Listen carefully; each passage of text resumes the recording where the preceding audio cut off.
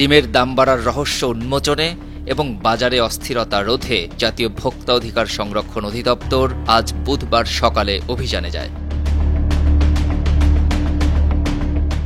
রাজধানীর কাপ্তান বাজারের ডিমের আড়তে চলে এই অভিযান।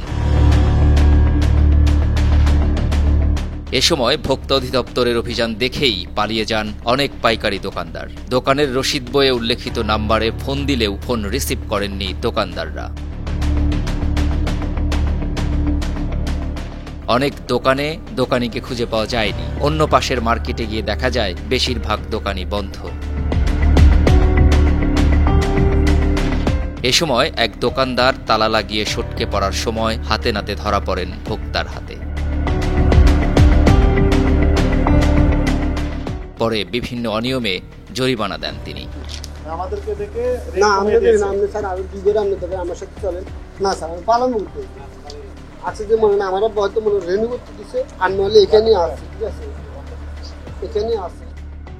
ভোক্তা কর্তৃপক্ষ জানিয়েছে, অনিয়মের বিরুদ্ধে আইনি ব্যবস্থা নেয়ার এমন অভিযান নিয়মিত চলবে। এখানে বিভিন্ন রকমের অনিয়ম পরিলক্ষিত হয়েছে। এই অপরাধে 2টি প্রতিষ্ঠানকে জরিমানা আরোপ করা হয়েছে এবং অন্য যে প্রতিষ্ঠান সেগুলো তালা মারিয়ে তারা এখান থেকে সটকে গিয়েছে। আমরা আনএক্সপেক্টেড ভিজিট দেব, যেহেতু জনস্বার্থে এই অভিযানগুলো অব্যাহত থাকবে। ফলে আমরা যে কোনো দিন যে কোনো সময় এসে আমরা এই যে প্রতিষ্ঠানগুলো তালা মেরে সরে গিয়েছে তাদের বিরুদ্ধে আমরা যদি ভোক্তা স্বার্থ বিরোধী কোনো কার্যক্রম পরিচালনার প্রমাণ পাওয়া যায় তাহলে আইনগত ব্যবস্থা নেওয়া হবে। GM Mahmud, 52 TV, Dhaka.